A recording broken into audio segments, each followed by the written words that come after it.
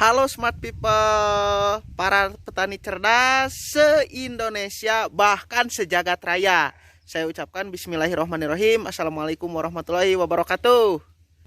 Pagi ini sambil ditemani kabut yang lumayan tebal, kita akan melakukan perjalanan ke tempat di mana kita menanam kubis sekaligus pemberian pupuk NPK kimia. Nah, pada budidaya kubis tersebut, mari. Karena jaraknya cukup jauh, kita bisa sambil melakukan proses kontrol tanaman demi tanaman yang kita tanam. Yang kita lakukan target pengaplikasian pestisida dan lain sebagainya dengan metode awasi, cermati, dan kenali. Salah satunya tanaman kubis di belakang saya ini. Nah, ini tanaman kubis di mana saya melakukan atau mereviewnya dari proses penanaman, pemberian pestisida, plus percobaan pupuk hormon NGLOW, nutrisi tanaman. Nah, hasilnya bisa terlihat. Banyak sekali perubahan yang terjadi. Daun tebal, tanaman cenderung sehat. Hanya saja, saya sudah beberapa kali kemari, itu terdapat sedikit kejanggalan, yaitu di sekitar perakaran. Tuh, perakarannya sudah mulai kelihatan. Tuh, akar baru muncul. Hanya saja, saya masih merasa berdosa pada tanaman ini. Karena saya menjanjikan akan saya lakukan pengecoran oleh satu produk. Sebut saja produk tersebut NGLOW. Tuh, proses pertumbuhannya lumayan cepat. Nah, ini tanaman yang saya katakan sakit, perlahan mulai membaik. Tuh. Di sini saya juga menemukan satu hal, yaitu busuk. Nah, ini busuk basah. Itu lumrah terjadi manakala cuaca seperti sekarang ini. Tuh, cuaca berkabut tebal. Itu lumrah terjadi. Pasalnya, ini obat belum saya kasih sistemik. Hanya kontak saja. Nah, di sini kita bisa mengaplikasikan fungisida sistemik. Nah, baik golongan dipekonazol azoxystrobin, contoh merek dagang Amistartop, Corona, Sinergi, Kontap, dan lain sebagainya.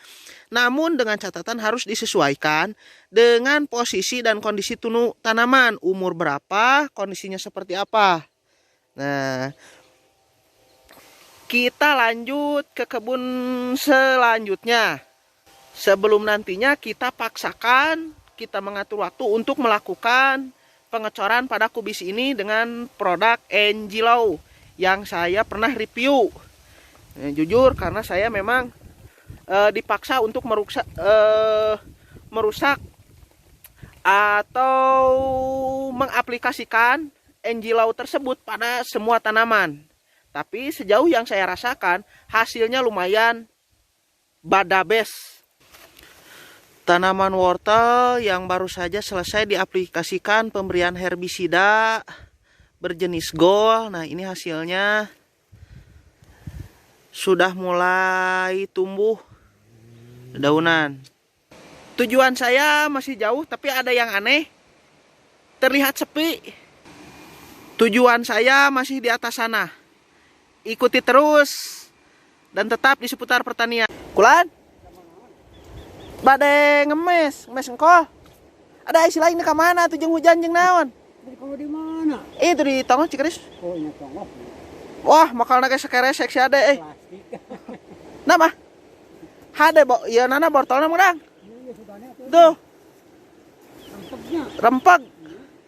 Geus dimesan. Gerak mes atuh. Menang asa tisen kebonnya. Hujan gitu. Iya, berenang. Heeh. Bukan ngaruhnya mah anu ka ditu tanya ka tongos ka Mang Haji. Nya nam kadinya ah. Ada mah hujan mari itu. Nya. Becek jalan eueuh nu ecreg. Alhamdulillah sebentar lagi kita sampai dan alhamdulillah juga cuaca agak sedikit terang. di mana jarak pandang tidak terlalu tertutup kabut. Jadi saya bisa menunjukkan satu hal. Kondisi di mana tempat saya bertani. Ada hulu sungai Citarum. Nah, di bawah sana ada yang sedang melakukan proses pemanenan kentang. Tanaman kol juga ada, bawang daun, wortel, kentang. Oke, kita lanjut. Dan akhirnya kita sampai pada tempat yang kita tuju. Tuh, sedang dilakukan proses pemberian pupuk NPK. Adapun NPK yang saya berikan terdiri dari pupuk Ponska dan Urea. Tuh. Dengan perbandingan 3:5. Nah, seperti ini. Ini pupuk Ponska 15-15 dan Urea. Perbandingannya 3 kilo Urea, 5 kilo Ponska. Tuh. Nah, ini hasil pengoplosannya. Tuh. Hasil pengoplosannya. Nah, karena sudah dioplos terlebih dahulu, tapi bisa terlihat jelas lah dari warna dan bentuk. Kalau ini adalah pupuk Ponska dan Urea. Tuh, sedang dilakukan. Adapun banyaknya dosis yang diberikan, satu kepal tangan ini cukup untuk 1 sampai 2, bukan 1, 2 sampai 3 tanaman. Jadi satu kepal tangan ini kita bisa berikan 3 tanaman. Tuh, sedang dilakukan proses pemberian pupuk NPK. NPK Ponska 15-15 dan Urea. Nah, tentang kenapa saya lebih memilih Ponska, pertama saya tidak punya uang dan modal. Harusnya seperti yang saya katakan di video-video saya sebelumnya, untuk musim dan saat ini lebih baik dan lebih bijak jika kita memberi pupuk NPK Mutiara saja terlebih dahulu. Untuk mengurangi resiko gagalnya pembelian atau pemalsuan produk tersebut. Nah, kalau pemberian pupuk NPK Mutiara itu akan lebih pasti. Tapi saya tegaskan, itu hanya berlaku jika kita punya uang. Jika kita tidak punya uang, apa saja yang ada harus kita manfaatkan. Jika kita tidak mampu membeli pupuk, kita bisa memakai urin kelinci. Nah, seperti itu. Caranya tentu saja dengan dicor. Itu juga lebih dari kata cukup sebenarnya. Nah, tuh. Proses pemberian pupuk NPK. 1 kepal untuk 2 tanaman. Nah, di sini ada sedikit kejanggalan dan kecelakaan teknis, di mana posisi congkogannya itu terlalu dalam dan proses penanamannya para pegawai itu terlalu dalam, mengakibatkan seperti ini. Tapi tak apa, yang penting sehat. Tuh, kawan SD saya yang bercita-cita ingin jadi vokalis dangdut. Bisa juga dilakukan dengan metode luju seperti ini nih. Sur, iya can kame sur. Nah, di lubang seperti ini. Tah, Jeruk. ngos itu. Oh, ngos. Nah, bagus. Nah, seperti ini. Nah, tertutup tak apa. Nanti dia akan bangkit dengan sendirinya. Sip. Tinggal kita bersihkan. Tuh. Nah, ini Ponska dan Urea.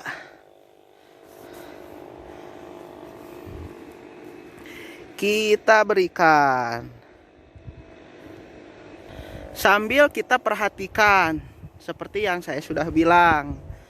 Awasi, kenali, dan cermati. Itu akan sangat berpengaruh pada apa tindak lanjut yang akan kita berikan. Nah, ini kemarin yang sudah diberikan terlebih dahulu. Hari kemarin, karena tidak selesai terkendala cuaca, jadi kita lanjutkan. Bisa terlihat jelas. Nah, jarak tanamnya sengaja saya beri sedikit lebar.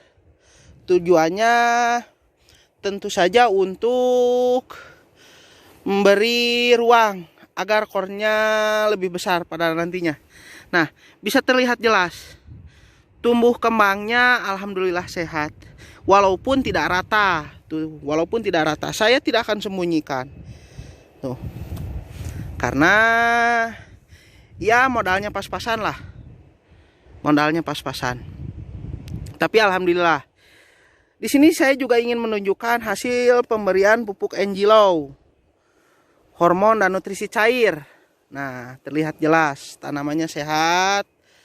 Kemarin juga yang bolong-bolong terkena ulat ramat juga sudah tidak ada. Nah, ini terkena ulat ramat kemarin.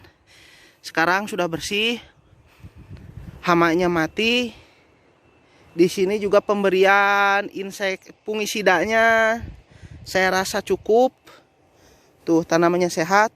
NG-Low-nya juga sudah mulai bereaksi, pupuk nutrisi cairnya. Nah, alhamdulillah. Mumpung juga masih di sini, sekalian saja saya kembali memperlihatkan hasil dari pengaplikasian pemberian. Pemberian juga bisa. Pemberian herbisida berbahan aktif paraquat merek dagang Gramuxon pada budidaya bawang daun untuk di sekitar paritannya atau alur jalur air. Kita tunjukkan. Nah, sudah mulai kuning terbakar. Sudah mulai kuning terbakar. Tuh. Tuh. Sudah mulai habis. Tuh. Sudah mulai habis. Tuh. Sudah mulai habis. Kuning terbakar. Nanti akan mati habis. Mati semua. Tuh. Ini juga sekitaran tempat kita mengambil air. Nah, ini kardus si pupuk NG-Low tersebut yang saya aplikasikan pada kubis. Nah, jadi kurang lebihnya seperti itulah. Mudah-mudahan selalu ada manfaat dan hal positif dari setiap video yang saya upload. Saya mau lanjut bekerja. Sampai jumpa di lain waktu dan lain video. Salam seputar pertanian.